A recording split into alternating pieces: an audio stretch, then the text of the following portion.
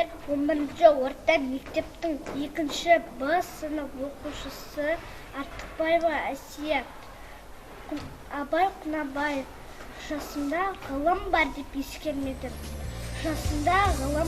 ескермедім.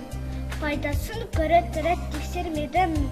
Ер жеткесің түспеді осыма, қолымды мезгіліне кестермедім.